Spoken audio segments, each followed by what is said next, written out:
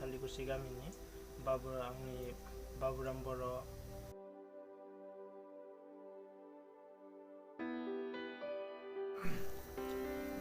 आंनि फरायनाया स्टार्ट जादोंमोन आंनि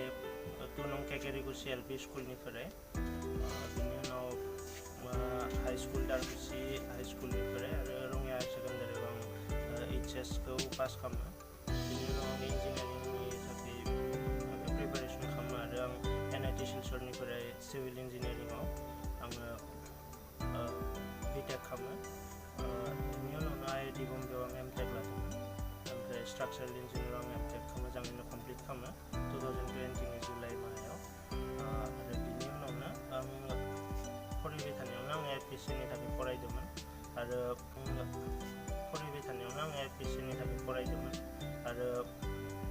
नैबे 2020 नि पाब्लिक हेल्थ इन्जिनियारिंनि एग्जामाव आं उथ्रिनो हायो दा आङो रेंक 20आव हायो बेनिफ्राय दा आंनि पस्टिंआ जाबाय धेकियाजुलिनि तेजपुर डिभिजन 2आव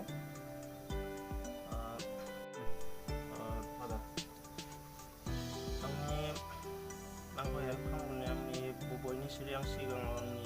आइ आफानि नामखौ लानो सानगोन मानोना फिसानिफ्रायनो बिसोर आंखौ सासे मोजां मानसि जानायखौ नाजादों थाखा फैसायाव हायाबाबो गावसोरनि मोनदोंनो जि हायो बिसोर आंखौ मोजां खालामनो नाजादों आरो जि थाखा फैसानि हेल्प खालामनांगौमोन बेखौ आंनि आदा गिदिरा दिजान चन्द्र बर'आ आंखौ हेल्प खालामदों बिनो आंनि थारमाने हेल्प खालामनायनि बयनिख्रुइ दा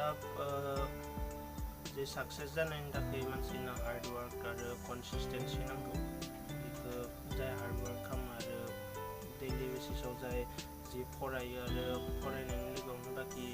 मात्र फरायनाय नङा खेला दुलायावबो जाहाथे माबा खालामो आरो हार्ड वार्क खालामोबा बयबो साक्सेस जानो हायो बेयावनो जाय जि फिसानिफ्राय जि एमखौ लादो जि जानो बे एमाव जाहाथे गाव गसंना थायो आरो उनाव बे एमनि थाखाय हाबा मावो आं बेखौनो बुंगोन